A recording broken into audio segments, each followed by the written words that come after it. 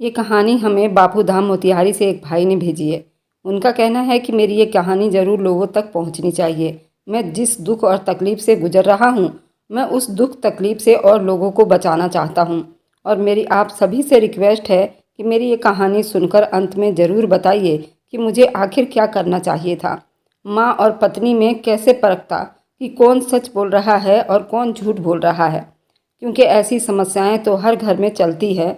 लोग ऐसी समस्याओं में उलझकर हमेशा ही गलत फैसले कर बैठते हैं और ऐसी समस्याओं से कैसे बाहर आना चाहिए। और HD सच्ची कहानियाँ आपको तहे दिल से धन्यवाद करना चाहता हूँ, जिनकी भी आप बीती कहानी अपने चैनल पर लेकर आती हैं। वह कहानी हमें रोज़ एक नई सीख दे जाती है। इसके लिए आप इस चैनल को लाइक और सब्सक्राइब कीजिए और ज़्यादा से ज़्यादा शेयर कीजिए। चलिए सुनते हैं कहानी उसी भाई के जुबानी। मेरी पत्नी बार बार मेरे कानों में घुसी एक ही बात किए जा रही थी, बस इस बार आपके पापा की जो पेंशन आएगी मैं उससे अपने लिए एक सूट खरीदूंगी। मेरा सर घूमने लगा था। मैंने उसके सामने हाथ जोड़े और उससे कहा कि ठीक है, बस करो, मैंने तुम्हारी पूरी बात सुन ली है। मैं माँ से इस बारे में ज़रूर बात करूँगा। मुझे यकीन है वह तुम्हें पैसे ज़रूर देंगी। मेरे तसल्ली देने पर भी वह आराम से ना बैठी और बेचैनी से बार बार अपने करवटें बदल रही थी। हमारी शादी को 8 साल बीत गए हैं और इन 8 सालों में मैं आपकी और माँ की हालत देख रही हूँ। मजाल है जो उन्होंने कभी एक फूटी कौड़ी भी हम लोगों पर खर्च करना ज़रूरी समझा हो। हम उनकी सारी ज़रूरत को पूरी करते हैं, खाने से लेकर पीने तक और सोने से लेकर हर चीज़ का ख्याल रखती हूँ। लेकिन मजाल है जो उन्होंने कभी हमें एक फूटी कौड़ी भी दी हो। मैं उसे इस बात की तसल्ली देकर बड़ी मुश्किल से चुप करवाया था कि वह इन फालतू की बातों को लेकर बैठ गई थी। मेरा दिल कर रहा था मैं किसी ऐसी जगह पर चला जाऊं जहां पर औरतों की चिक चिक मुझे ना मिले। रोज़ रोज़ उनके झगड़े और लड़ाइयों की वजह से मेरा सर दर्द से फटने लग रहा था। मुझे डर था कहीं किसी दिन मेरा सर दर्द की वजह से फट ही ना जाए। अभी भी मैं इस कलेश से बचना चाहता था और मैं कमरे से बाहर निकल गया।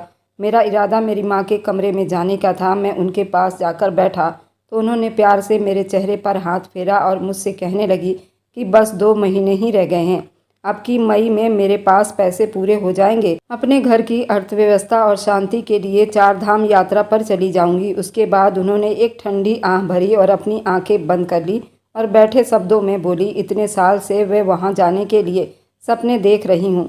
अब वक्त दूर नहीं जब मेरा सपना पूरा हो जाएगा और मैं वहाँ पहुँच जाऊँगी। मैंने बड़ी मुश्किल से माँ की ये सारी बातें सुनी थी। मुझे इस तरह की बातों में ज़रा भी दिलचस्पी नहीं थी। फिर मैं अपने मुद्दे पर आया। माँ को बोला कि असल में गुंजन को कुछ पैसे चाहिए, उसने अपने लिए कुछ कपड़े खरीदने हैं। कुछ पलों तक तो वो मेरे चेहरे की तरफ देखती रहीं और फिर मुझसे कहने लगी, तुम्हारी तनख्वाह आ जाएगी तो उसमें से लेकर दे देना, उसमें कौन सी बड़ी बात है। मेरे माथे पर गुस्से से बल पड़ गए थे। उन्हें अच्छी तरह से पता था कि मैं उनके पास किस लिए आया हूँ। उसके बावजूद भी वो बात को घुमा रही थी। उससे पहले कि मैं और ज़्यादा कुछ कहता उन्होंने हाथ उठाकर मुझे चुप रहने का इशारा किया और प्यार से कहने लगी, बस बेटा, सिर्फ 2 महीने का वक्त मुझे दे दो, उसके बाद मैं अपने सपने को पूरा करने के लिए चली जाऊँगी। मेरे पीछे जितने भी पैसे आएंगे उन पर सिर्फ और सिर्फ तुम लोगों का ही तो हक होगा। लेकिन फ़िलहाल के लिए मुझसे इस तरह कोई पैसों की मांग ना करो, ना सवाल करो। उन्होंने 2 टूक अंदाज में मुझे पैसे देने से मना कर दिया था। मुझे बहुत गुस्सा आ रहा था और तकलीफ़ भी महसूस हो रही थी। अरे उनके लिए मैंने क्या कुछ नहीं किया था। मगर अब जब मैं उनसे पैसों के बारे में बात करने के लिए गया था तो उन्होंने मुझे अपने ही इतने सारे खर्चे बता दिए थे। गुस्से से मैं कमरे में दाखिल हुआ तो पत्नी मेरा चेहरा देखकर अंदाज़ा लगा चुकी थी माँ ने पैसे देने से मना कर दिए हैं। वह जल्दी से मेरे पास आई और मुझसे मेरी माँ के खिलाफ़ भड़काते हुए कहने लगी, आपकी माँ को शुरू से ही आपके ऊपर पैसे खर्च करना ज़रा सा भी बर्दाश्त नहीं। ज़रा देखिए तो उन्होंने आपकी बात का मान भी नहीं रखा। अरे वो पैसे ना देती लेकिन कम से कम थोड़ा आपको तसल्ली दे देती। आप मेरी बात मानिए या ना मानिए, लेकिन मुझे लगता है कि वह कुछ पैसे छुपाकर अपनी बेटियों को भी देती हैं।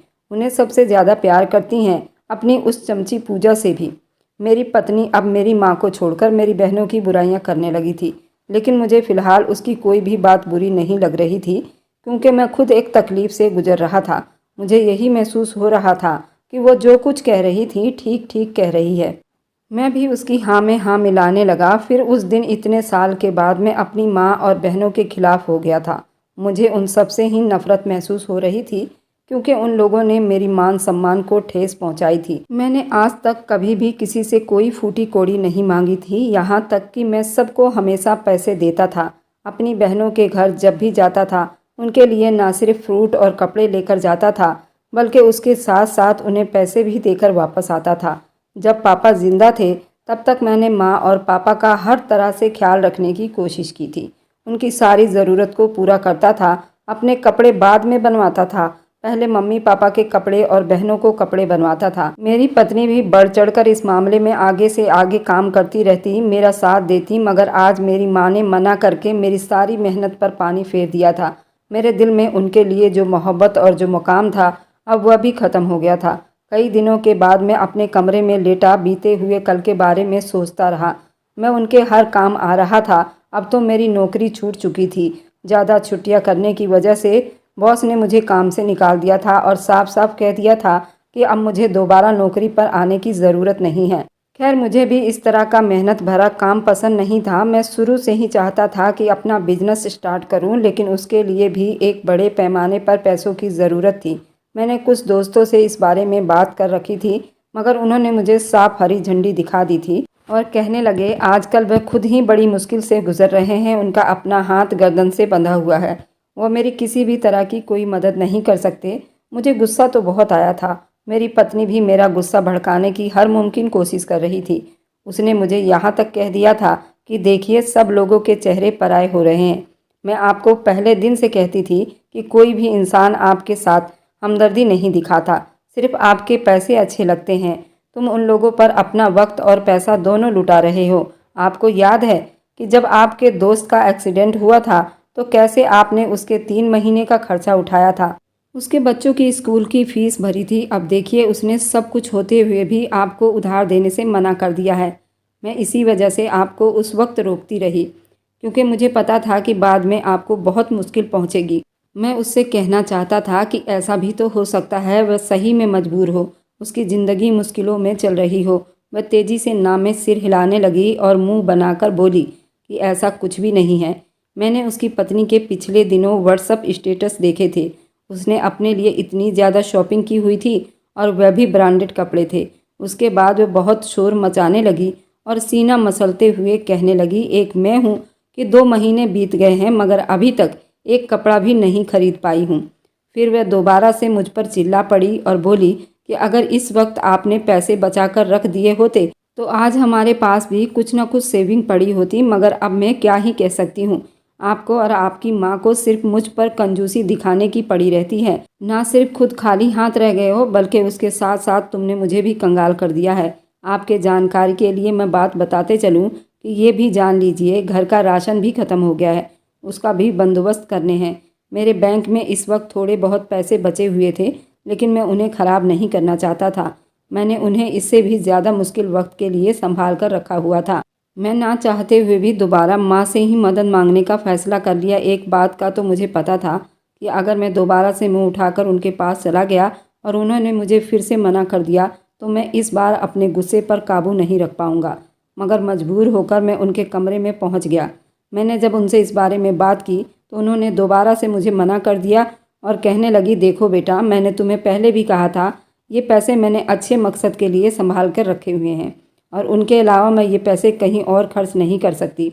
अगर मेरा ये मकसद ना होता तो मैं ज़रूर तुम्हें पैसे दे देती, मगर फ़िलहाल के लिए मैं तुमसे माफ़ी मांगती हूँ। अगर तुमने कारोबार सच में शुरू करना है तो मैंने तुम्हारी पत्नी को अपने सोने के 4 कंगन दिए थे, उनमें से एक कंगन की कीमत भी बहुत ज़्यादा है। मुझे यकीन है कि तुम्हें अच्छे खासे पैसे मिल जाएंगे। तुम वह कंगन क्यों नहीं बेच देते? जब तुम दोबारा से पैसे कमा लोगे, कामयाब हो जाओगे तो उसे लौटा देना। माँ उस वक्त खुद गर्जी की हद पार कर रही थी। मेरा दिल खून के आंसू रोने लगा था। इस बार मैं खुद पर काबू नहीं रख पाया और माँ से शिकायत करते हुए कहा, आप मेरे साथ ऐसा कैसे कर सकती हैं? आपको तो पता है कि मैं कभी भी खुशी से किसी से मदद नहीं मांगता। मैं किसके आगे जाकर हाथ फैलाऊं? मुझे तो किसी तरह से पैसा आता हुआ दिखाई नहीं दे रहा। मैं बहुत ज़्यादा मजबूर हूँ। मैंने अपने दोस्तों से भी बात कर ली, मगर वह भी कुछ भी सुनने और समझने के लिए तैयार नहीं हैं। उन्होंने एक गहरी सांस ली और मुझे समझाते हुए कहने लगी, तो इसका मतलब यही है कि अभी तुम्हारी किस्मत में बिजनेस करना लिखा ही नहीं है, तो दोबारा से वही नौकरी क्यों नहीं शुरू करते जो तुमने छोड़ रखी है। अरे इतनी अच्छी तनख्वाह भी है, इतना अच्छा घर का खर्च चल रहा था, तुम्हारी पत्नी की भी इच्छा पूरी हो रही थी, फिर तुमने वह छोड़कर अपनी ज़िंदगी की सबसे बड़ी बेवकूफ़ी कर दी। मैं तुम्हें यही सलाह दूंगी कि दोबारा से वह जॉब शुरू कर दो। ये कहकर वह आंखें बंद करके बैठ गईं। दोबारा से अपनी माला जाप करने लगी, जबकि मैं जलते और चिढ़ते घर से बाहर निकल आया। मेरा मुंह अपने एक दोस्त के घर की तरफ था, जो मेरा बचपन का लंगोटिया यार था। हमने एक साथ ही स्कूल और कॉलेज की पढ़ाई की थी। जब भी कोई मुश्किल में होता था तो वो मुझे अच्छी सलाह देता था। जब मैं तकलीफ़ में होता था तब वो मेरी हिम्मत बढ़ाता था। मुझे यकीन था इस बार भी उसके पास जाकर मुझे थोड़ा तसल्ली मिलेगा। मैंने जाकर उससे अपनी समस्याओं के बारे में बताया तो वह गौर से मेरे चेहरे की तरफ देखने लगा और मुझसे कहने लगा, तुम चीज़ों को ठीक तरह से परख नहीं पा रहे। मैंने तुम्हारी जितनी भी बातें सुनी हैं उसमें तुमने न जाने कितनी बार अपनी पत्नी का नाम लिया है। सिर्फ इससे पता चल रहा है कि तुम्हारी पत्नी ही तुम्हारे दिमाग में इस तरह की चीज़ें डाल रही हैं। वह तुम्हारे दिल में तुम्हारी माँ के लिए नफरत पैदा कर रही हैं। इससे पहले कि और ज़्यादा कुछ कहता, मैंने हाथ उठाकर उसे चुप रहने का इशारा किया और उससे कहा, अगर तुम मेरी पत्नी की बुराइयां करना चाहते हो तो यहीं पर चुप हो जाओ, क्योंकि मैं उसके खिलाफ एक बात भी नहीं सुनना चाहता। अब की बार वो फीके से अंदाज में मुस्कुरा दिया और बोला, यही तो समस्या है। जो इंसान गलत है तुम उसके बारे में एक भी बातें नहीं सुनना चाहते, और जो इंसान ठीक है उसे तुम समझना नहीं चाहते। मैं तुम्हें यही सलाह दूंगा, तुम्हारी माँ ने जो तुम्हें सलाह दिया दोबारा से नौकरी करने का, तो वही करो। घर के समस्याएं भी ठीक हो जाएंगी और फिर बाद में जब वह तीर्थ यात्रा करके वापस आएंगी तो वह पेंशन भी तुम्हारे घर के समस्याओं में ही काम आएगी। तब तक मैं भी तुम्हारे लिए पैसों का बंदोबस्त करूंगा। वो मुझे अपना समझकर इंसानियत से समझा रहा था, मगर मेरा दिमाग कुछ भी समझने की कोशिश नहीं कर रहा था। मुझे सिर्फ और सिर्फ पैसों की ज़रूरत थी, जो मुझे उस वक्त ही चाहिए थी। कोई भी तरीका क्यों ना इस्तेमाल करूं। मैंने उससे कहा कि अगर तुम भी पैसे देने के लिए तैयार ना हो, कोई बात नहीं, मैं खुद ही देख लूँगा कि मुझे क्या करना है। अब मैं पैसों के लिए किसी भी हद तक जा सकता हूँ, किसी का भी लिहाज नहीं करूँगा। मैंने अपने घर में सबका ख्याल रखा, दोस्त यार का भी ख्याल रखा है। जब मेरी बारी आई तो तुम सब लोग ही मुझसे मुंह फेर रहे हो। मैं एकदम ही बहुत ज़्यादा जज्बाती हो गया था और उस दोस्त को भी बाकी सब लोगों में शामिल कर लिया था और वह मुंह बनाकर मेरी तरफ देखता रह गया था।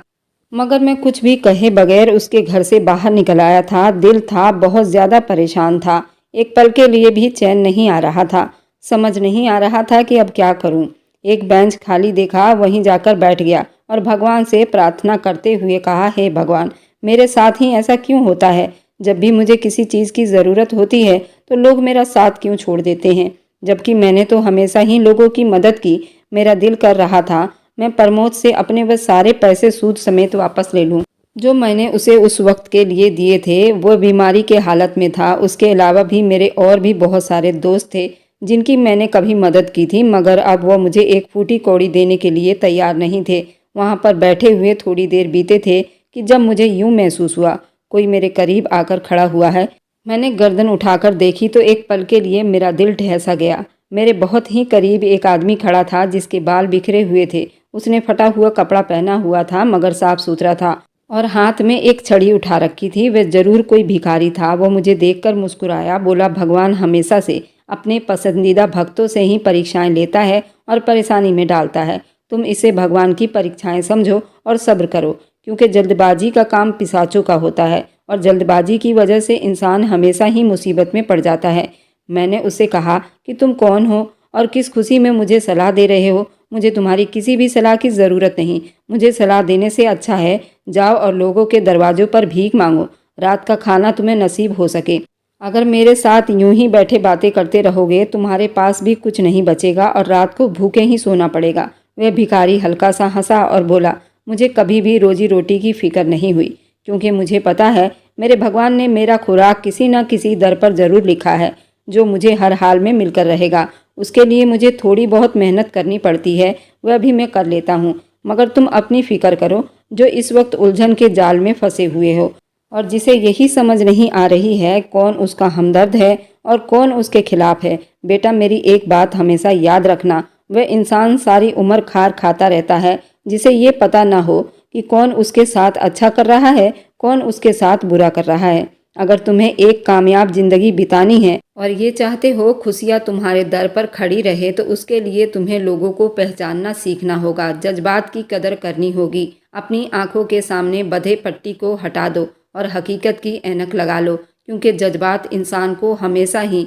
वे काम करने पर मजबूर करते हैं जो उसके लिए ठीक नहीं होते। जज्बात के आड़ में कभी कभार इंसान इस हद तक बहक जाता है, वह ठीक और गलत का पहचान नहीं कर सकता। उसे सिर्फ और सिर्फ खुशी और कुछ थोड़े समय की सुकून चाहिए होती है, जो उसे मिल तो जाता है, लेकिन वह ज़्यादा साल तक उसके पास टिक नहीं सकता।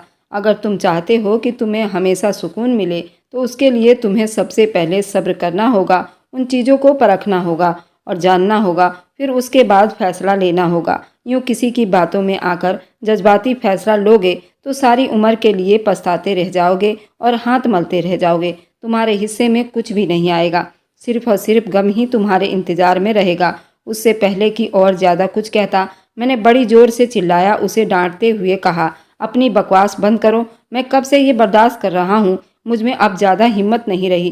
पहले ही मेरे सर में बहुत दर्द हो रहा है। अगर तुमने अपने मुंह से और ज़्यादा कुछ निकाला तो मैं यहीं तुम्हारे सर को कुचल दूंगा। मेरी हिम्मत अब जवाब दे चुकी थी और मैं दोबारा से गुस्से में आ गया था। उसने मेरे कंधे पर हाथ रखा तो मेरे बदन को एक झटका सा लगा और गुस्सा जो थोड़ी देर पहले मेरे सर पर चढ़कर नाच रहा था, वह एकदम ही गायब हो गया था। फिर काफ़ी सुकून महसूस करने लगा था। ये एक अनोखा एहसास था जो मैंने ज़िंदगी में पहली बार महसूस किया था, वरना अक्सर ऐसा होता, गुस्सा न जाने कितने देर मेरे सर पर सवार रहता और मैं खुद को तकलीफ पहुंचाता रहता था। ऐसी चीज़ों के बारे में सोचता रहता था जिनका कोई मकसद नहीं, पर उस भिखारी के छूने से मुझे एक अजीब सा सुकून उतर आया था। बच्चे, थोड़ा सुकून में हो जाओ और अपनी माँ को समझने की कोशिश करो। कोई भी माँ अपने बेटे के लिए बुरा नहीं सोच सकती और ना ही कोई अपने बच्चों की खुशियाँ खाने की इच्छा रखती हैं। उनकी मजबूरी है, जिसकी वजह से वह तुम्हें मना कर रही हैं। तुम उनकी मजबूरी को समझो। जहाँ तक तुम्हारी इच्छा का सवाल है, तो कारोबार तो तुम बाद में भी शुरू कर सकते हो। फिलहाल के लिए थोड़ा सब्र कर लो और भगवान की लीला पर यकीन रखो। मैं हैरान हो रहा था, उसे हर चीज़ के बारे में कैसे पता है। मैं उससे पूछना चाहता था, लेकिन अब की बार मेरे मुंह से शब्द ही नहीं निकल रहे थे। मैं कोशिश के बाद भी कुछ नहीं बोल पा रहा था। अब मुझे उस इंसान के स्पर्श से डर महसूस होने लगा था। न जाने क्यों मुझे लग रहा था कि सामने जो खड़ा है कोई मामूली इंसान नहीं, बल्कि बहुत ही पहुंची हुई हस्ती है। उसके बाद मैं रुका नहीं और छोटे छोटे कदमों को उठाता हुआ वहां से चला गया। फिर देखते ही देखते वो मेरी नज़रों से गायब हो गया। उसके बाद मैं उसके पीछे भागा था। मैंने उसे ढूंढने की बहुत कोशिश की थी, लेकिन वो मुझे दोबारा कहीं भी दिखाई नहीं दे रहा था। न जाने उसे ज़मीन खा गई थी या आसमान निकल गया था। यूं लग रहा था जैसे वो पलक झपकते ही किसी और ही दुनिया में चला गया हो। मेरे सर में बहुत ज़्यादा दर्द होने लगा था। उसकी बातें बार बार मेरे दिमाग में घूम रही थी। उसने मुझे सब्र करने को कहा था और उसके अलावा जज्बात पर काबू रखने की बात की थी। मैंने फैसला किया था अब ऐसा ही करूँगा, लेकिन मैं अपने फैसले पर ज़्यादा देर तक टिका ना रहा। जब भी इस तरह का कोई अटल इरादा करता तो मेरी ज़िंदगी में समस्याओं के अंबार खड़े हो जाते थे। जैसे ही मैं घर के अंदर दाखिल हुआ, अंदर से मुझे चीखने की आवाज़ सुनाई दे रही थी। मेरी पत्नी की आवाज़ थी, जिसे मैं लाखों भीड़ में भी पहचान सकता था। उस वक्त ऊंची ऊंची आवाज़ में चिल्ला रही थी और रो रही थी। एक पल भी देरी किए बगैर मैं कमरे में पहुंचा। मैंने देखा कि सामने मेरी माँ खड़ी थी। उसके पहलू में मेरी बहन मौजूद थी और थोड़े ही दूरी पर मेरी पत्नी भी, जो कि हमेशा की तरह ड्रामा कर रही थी। मेरी बहन ने जब मेरी तरफ देखा तो वह तेजी से मेरी तरफ लपकी, मेरा हाथ पकड़ते हुए कहने लगी, पता नहीं भाभी को एकदम से क्या हो गया है। ये बहुत ही अजीब तरह की बातें कर रही हैं। आप इन्हें कहिए इस तरह से बात ना करें, मेरे दिल को तकलीफ पहुंचती है। मैंने एक नज़र अपनी पत्नी को देखा। उसने अपने आंसू साफ किए और मेरे पास आकर तीखे शब्दों में बोली कि मैं कुछ भी अजीब नहीं बोल रही, बल्कि मैं हकीकत बोल रही हूँ। आपकी इस माँ के पास पैसे देने के लिए एक फूटी कौड़ी भी नहीं थी, लेकिन अपनी बेटी के लिए उन्होंने बहुत सारे खजाने छुपा रखे थे। जब मैं उनके कमरे में गई थी तो आपकी माँ एक मोटी रकम उसके हवाले कर रही थी। मैंने जब सवाल किया तो मुझे साफ शब्दों में कह दिया, तुम्हें इस काम से मतलब नहीं होना चाहिए। मेरी बहन ने ये सुना तो जोर से ना में सिर हिलाने लगी। उससे पहले कि वह कुछ और बोलती, मैंने उसे चुप करवा दिया और दोबारा से अपनी पत्नी को सुनने लगा। जो पाठ थोड़ी देर पहले मुझे उस बूढ़े आदमी ने पढ़ाया था, मैं उसे पूरी तरह से भूल गया था और मैं दोबारा से पहले जैसा बन गया था। पिशाच मेरे ऊपर हावी होने लगा था और मुझे बरगलाने लगा था। जैसे जैसे पत्नी की बातें सुनता गया वैसे वैसे मेरा खून दोबारा खौलता गया। मैं माँ के पास गया और उनकी आंखों में देखते हुए कहा, आखिर मैंने आपका क्या बिगाड़ा है जो आप मेरे साथ ऐसा सलूक कर रही हैं? रोज ही मुझ पर आपकी कोई ना कोई हकीकत खुल जाती है। कहीं ऐसा तो नहीं कि मुझे आपके चेहरे से ही नफरत महसूस होने लगे और मैं आपके तरफ नज़र उठाकर देखना भी पसंद ना करूं। मेरी बातें सुनकर उनकी आंखों में आंसू आ गए। वह तड़प कर बोली कि तुम ऐसा कैसे कह सकते हो बेटा? तुम्हारा बहनोई एक भारी बीमारी में पड़ गया है, उसे कैंसर हो गया है। तुम्हारी बहन को रुपए की ज़रूरत थी, तुम्हें पता है ना? तुमने अपनी बहन को गरीब घर में दिया है, अब उसको पैसे की ज़रूरत है तो वो कहाँ जाएगी? मैंने अपने दिल पर हाथ लगाया, उन्हें कहा कि मुझे यहाँ बहुत तकलीफ़ हो रही है। आपकी कितनी ज़्यादा विनती की थी, मुझे कारोबार चलाने के लिए थोड़े पैसे दे दो, लेकिन आपने मेरी एक बात भी ना सुनी और अब ये आपके पास और उसने सिर्फ आपसे एक बार कहा तो आपने पैसे उठाकर उसे दे दिए। माँ कुछ पलों के लिए चुप हो गई और फिर रोते हुए कहने लगी कि मैंने उसे सारे पैसे नहीं दिए हैं, बल्कि उसे थोड़ी मदद की ज़रूरत थी। उसने मुझसे वादा किया तुम्हारे बहनोई की तबीयत ठीक होते ही लौटा देगी। मैंने उनके बाजू पकड़े, उन्हें झकझोरते हुए कहा, माँ मैंने भी तो आपसे यही वादा किया था। मैं बहुत जल्द आपके पैसे लौटा दूंगा। मैं अपनी पत्नी को लेकर दोबारा से अपने कमरे में चला गया। बाहर से मुझे उन दोनों की बातें करने की आवाज़ सुनाई दे रही थी। मेरी छोटी बहन जो कि डिम्पल बहुत चुप रहती थी, आज वे बढ़ चढ़ कर बोल रही थी और माँ को मेरे खिलाफ भड़का रही थी। वो मेरी पत्नी के खिलाफ भी बातें कर रही थी। मैंने अपनी पत्नी को समझा दिया कि अब तुम्हें इन दोनों औरतों के मुंह लगने की ज़रूरत नहीं, और जहाँ तक मेरे कारोबार का सवाल है तो मुझे पता चल गया है कि मुझे उनसे किस तरह से पैसे निकलवाने हैं। अगर मैं उनसे वे सारे पैसे निकलवाने में कामयाब ना हुआ तो मेरा भी नाम यसु नहीं। मेरी बात सुनकर उसकी आंखें चमक उठी थी। वह तेजी से मेरे पास आई और मुझसे कहने लगी कि मुझे भी तो बताइए कि ऐसा आप क्या करने वाले हैं। मैंने उससे कहा कि जब उनकी तीर्थ यात्रा जाने को कुछ ही दिन बचेंगे, जब उन्हें तीर्थ यात्रा पर जाना होगा, मैं उस दिन उनके सारे पैसे छीन लूँगा और उनके किए की सज़ा मिलेगी। बल्कि उसके साथ साथ मुझे पैसे भी मिल जाएंगे और मैं भी कारोबार शुरू कर दूँगा।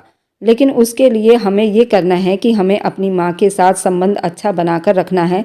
तुम उनकी सेवा करना शुरू कर दो और उन्हें किसी भी तरह की परेशानी होने मत देना। तुमने उनके सामने ये दिखाना है कि तुम उनकी कितनी परवाह करती हो और तुम बीते हुए कल की सारी बातों को भूल चुकी हो। मैं भी माँ से जाकर माफ़ी मांग लेता हूँ। उस वक्त मेरा दिमाग मेरे अपने काबू में नहीं था, बल्कि पिचासों के कब्जे में चल रहा था। जैसे जैसे वक्त बीतता जा रहा था वैसे वैसे माँ के तीर्थ यात्रा जाने के दिन नज़दीक आ रहे थे। उनके कहने पर मैंने दोबारा से नौकरी शुरू कर दी थी, लेकिन मेरी नज़र सिर्फ और सिर्फ माँ के पैसों पर ही अटकी हुई थी। मैं बेसब्री से उस दिन का इंतज़ार कर रहा था जिस दिन वो मुझे तीर्थ यात्रा के लिए टिकट लाने का कहेंगी। उस बीच में उस बूढ़े इंसान की बातों को बिल्कुल भूल गया था। करीब 1 महीने के बाद मेरा उसके साथ दोबारा से सामना हुआ। मैं अपने ऑफिस से बाहर निकल रहा था जब मुझे अपने नाम की पुकार सुनाई दी। मैं पलटा तो वहाँ पर उस आदमी को खड़ा देखकर मैं हैरान रह गया। एक पल की देरी किए बगैर मैं उसके पास गया और उससे कहा, तुम उस दिन एकदम से कहाँ पर चले गए थे और तुम्हें कैसे पता था कि मेरी माँ के साथ झगड़ा चल रहा है? उसने मेरे इन सारे सवालों को पूरी तरह नज़रअंदाज किया। उसके चेहरे पर परेशानी के असर दिखाई दे रहे थे। वह मुझसे कहने लगा, तुम कोई भी ऐसी हरकत ना करना जिसके बाद तुम्हें माँ की बद्दुआएं लगे या तुम सारी उम्र के लिए पछताते रहो। एक बात मेरी हमेशा याद रखना, माँ की बद्दुआ बहुत बुरी होती है, जो अर्श को हिलाकर रख देती है। उसने मेरे कंधे पर दोबारा हाथ रखा था, लेकिन मैंने इस बार उसका हाथ झटक दिया था और उससे नफरत से कह रहा था कि मैं ये तो नहीं जानता कि तुम किस मकसद के लिए मेरे पास आते हो, लेकिन इतना मुझे अंदाज़ा हो गया है, तुम एक नंबर के ढोंगी इंसान हो। मैंने उसे ये भी कहा कि मुझे तुम्हारी किसी भी बात पर यकीन नहीं है, इस वजह से दोबारा मेरे रास्ते में आने की कोशिश मत करना।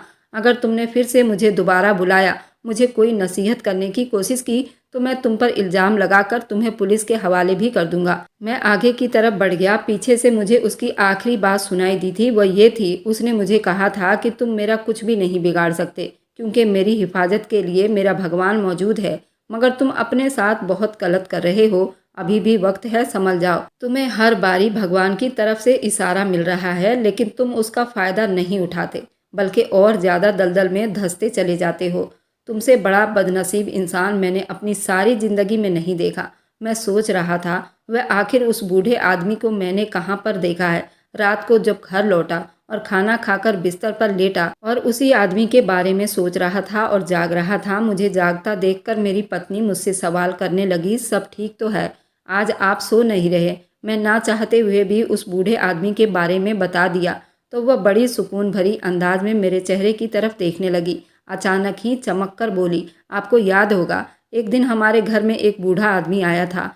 तब आप घर में कोई काम कर रहे थे और आपने उस बूढ़े इंसान को पूरे 15,000 रुपये दे दिए थे क्योंकि उसके बच्चे बीमार थे। मैंने याद करने की कोशिश की तो वह बूढ़ा आदमी मुझे दोबारा से याद आ गया और फिर अचानक ही मेरे दिमाग में झमका हुआ, ये आदमी भी उसी की तरह ही दिखता था। तो क्या वही आदमी था जो बार बार मेरे पास आ रहा था? मैंने पत्नी को कहा कि अगर उसने मेरी कोई मदद करनी है तो ठीक है, वो मेरा लिया हुआ उधार मुझे वापस कर दे, कम से कम मेरे कोई काम तो आएगा। जवाब में मेरी पत्नी ने मुझे कहा, हो सकता है तुम बिल्कुल ठीक कह रहे हो। मैंने उसे दोबारा से माँ के बारे में सवाल किया, उनके साथ तुम्हारे संबंध तो ठीक है ना? उसने जल्दी हाँ में सिर हिलाने लगी। मेरे दिमाग में बात डालते हुए बोली कि आपकी बहन ने जो उधार लिया था वह भी तो वापस हो गया, यानी वह पैसे भी अब हमें ही मिलेगी। काफ़ी दिनों के बाद की बात है, हम सब लोग आंगन में बैठे हुए थे, बहन और बहनोई भी आए हुए थे। बहनोई का अब कैंसर ठीक हो गया था क्योंकि वह फर्स्ट स्टेज पर था। जल्दी ही उसका ऑपरेशन हो गया और वह तंदुरुस्त हो गया। मैं उस दिन उससे पॉलिटिशियन के बारे में बात कर रहा था जब अचानक ही माँ कहने लगी कि बेटा, मेरी 4 धाम यात्रा का टिकट मुझे लाकर दे दो, मेरे पास पैसे जमा हो गए हैं। हम दोनों ने चौंक कर माँ की तरफ देखा। मैं अंदाज़ा नहीं लगा पाया था वो मुझे कह रही थी या बहनोई को कह रही हैं, और ये देखकर मेरा सीना फख्र से तन गया था। वो मुझसे बात कर रही थी, मुझे ही टिकट लाने को कह रही थी। मैंने उन्हें कहा, आपको फ़िक्र करने की ज़रूरत नहीं, बस कल ही पैसे आप मेरे हवाले कर दो, मैं आपका काम करवा दूंगा। वह बच्चों की तरह खुश हो रही थी। आज से पहले उनको इतना खुश नहीं देखा था। वह बहनों से बात करते हुए कहने लगी, देखा बेटा, मैंने तुम्हें कहा था ना, एक दिन मेरा ये सपना ज़रूर पूरा होगा। तुम्हें नहीं पता कि मैं बचपन से बेसब्री से इस दिन का इंतज़ार कर रही हूँ। पहले तो घर के हालात बहुत ज़्यादा ख़राब थे, बच्चों की भी जिम्मेदारियाँ थी, फिर बाद में तुम्हारे ससुर भी इस दुनिया से चले गए थे। अब उनकी ही पेंशन से मैं इतना बड़ा मकसद हासिल करने में कामयाब हो रही हूँ। मेरे दिल में एकदम से वो बात आ गई, मैं अपनी माँ के साथ बहुत बड़ी ज़्यादती कर रहा हूँ, लेकिन दूसरे ही पल पिचासों ने मुझ पर दोबारा से कब्जा कर लिया। गलती मेरी ही थी, मैं भगवान की आस्था से बहुत ज़्यादा दूर हो गया था। अच्छाई और बुराई में मुझे ज़रा भी फ़र्क नज़र नहीं आ रहा था और मेहनत की कमाई को मैं पूरी तरह भूल चुका था। जो चीज़ मुझे ठीक लगती थी मैं हमेशा वही करता था। ये भी ना सोचता था ये सब सिर्फ बुराई का रास्ता है, इसका मुझे नुकसान हो सकता है। मैं हमेशा पूजा पाठ को अहम नहीं समझता था, जिसकी वजह से मुझे भगवान की तरफ से धीरे धीरे डर खत्म होता रहा। माँ बाप का कर्तव्य भी नज़रअंदाज होते रहे। मेरी पत्नी पूजा पाठ करती थी, मगर मजाल है जो कभी उसने मुझे पूजा पाठ करने के लिए बोला हो, जैसे उसे मेरे साथ कोई मतलब ही ना हो या सिर्फ और सिर्फ खुद ही स्वर्ग में जाना चाहती हो। अक्सर ही मैं उसे ये बात मजाक में करता था, लेकिन जिस दिन सीरियस होकर इस बारे में सोचता था उस दिन वाकई मुझे ये बात ठीक ही लगती थी। वह हमेशा मुझे भटकाती थी और मुझे सामने खड़ा कर देती थी। माँ से बदतमीजी करके मैं बुरा हो जाता था, जबकि वह आराम से साइड हो जाती थी। मैं कमरे में बेचैनी से टहल रहा था जब वो मुस्कुराते हुए अंदर दाखिल हुई और मुझसे कहने लगी, अब आपकी इच्छाएं पूरी होने जा रही है। मैं तेज़ी से चलता हुआ उसके पास गया और उसको कंधे से पकड़कर कहा, कहीं मैं बुरा तो नहीं कर रहा? उसने जल्दी से ना में सिर हिलाया और कहा कि नहीं, इसमें कुछ भी तो बुराई नहीं, बल्कि आप तो ठीक कर रहे हो और अपना हक ही तो ले रहे हो। वैसे भी हक लेने में किसी भी तरह की कोई बंदिश नहीं होती, बल्कि अपना हक इंसान को छीनने की भी इजाज़त है। वह दोबारा से मेरी हिम्मत बढ़ा रही थी और मुझसे कह रही थी कि जितना उनके पति की पेंशन पर उनका हक है उतना ही आपका भी है। अपने बाप की पेंशन पर हक है, वह अलग बात है कि उन्होंने कभी भी आपको ये हक नहीं दिया, मगर जब आपके पास मौका है और इस मौके का फ़ायदा उठाइए। अगले दिन टिकट लेने के बजाय सारे पैसे मैंने एक आदमी को दे दिए जिसने कारोबार में इन्वेस्ट कर दिए थे। उसके बाद मैं माँ के पास आया और उन्हें रोते हुए बताया, सारे पैसे चोरी हो गए हैं। मेरी बात सुनकर माँ अपने दिल पर हाथ रख लिए और वे अपने मुंह से एक भी शब्द नहीं बोल पा रही थी। उनकी आंखों से आंसू बहने लगे। मैंने माँ को झकझोड़ा और उन्हें कहा कि कुछ तो कहिए, कुछ तो बोलो।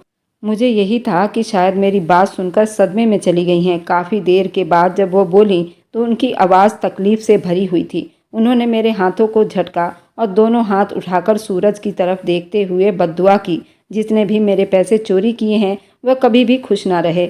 खुशियाँ उससे हमेशा हमेशा के लिए दूर चली जाए और वह सारी उम्र के लिए रोता रहे और पछताता रहे। जैसे जैसे वह बद्दुआ कर रही थी वैसे वैसे मुझे अपना दिल थमता हुआ महसूस हो रहा था। मैं माँ को चुप करवाना चाहता था, लेकिन ऐसा नहीं कर पाया था। जब वह बद्दुआ देकर फ्री हुई तो वहीं सोफे पर बैठ गई और रोते हुए कहने लगी, हे भगवान, मेरी तो बस यही आखिरी इच्छा थी। यही सोचा था कि उसके बाद सुकून से मर जाऊंगी, लेकिन मेरी अंतिम इच्छा भी पूरी ना हो सकी। वह अपने सीने को बराबर मसल रही थी, गहरी सांस ले रही थी। उनकी हालत बहुत ही नाजुक हो रही थी। मुझे कुछ गलत होने का एहसास हुआ। मैं ज़ोर ज़ोर से अपनी पत्नी को आवाज़ देने लगा। उस बीच उनकी हालत और ज़्यादा बिगड़ गई और फिर थोड़ी देर के बाद वो मेरे बाजू में दम तोड़ गई थी। उनकी आत्मा आसानी से इस दुनिया को छोड़कर चली गई थी। मैं सोच भी नहीं सकता था ये भी दिन देखूंगा। मैंने अपनी पत्नी को रोते हुए जब माँ की हालत के बारे में बताया तो वह भी बहुत ज़्यादा परेशान हो गई। माँ की बद्दुआएं मुझे याद थी। अरे मैं तो इतना बदनसीब था, माँ से माफ़ी भी नहीं मांग पाया था। अब मुझे भगवान से बहुत डर महसूस हो रहा था। अपने द्वारा किए गए जुर्म का पछतावा हो रहा था। मैं सोच रहा था कि काश ये सब कुछ मैंने ना किया होता तो शायद मेरा दिल थोड़ा सा सुकून में होता। मगर अब पानी सर से ऊपर जा चुका था। अभी माँ की अर्थी पड़ी हुई थी। मुझे अपने दोस्त का कॉल आ गया। उसने मुझे बताया जिसके हवाले तुमने पैसे किए थे वह लेकर फरार हो गया है। दूसरा बड़ा सदमा था जो मुझे पहुंचा था। मुझे मेरा ज़मीर पुकार रहा था। रात के वक्त में सोने के लिए लेटा तो अपनी पत्नी की चीखों की आवाज़ सुनाई देने लगी। जल्दी से उठ बैठा, साइड में देखा तो वह ज़ोर ज़ोर से रो रही थी। मुझसे कह रही थी कि सोना चांदी मुझसे दूर करो, मुझे ये सब नहीं चाहिए।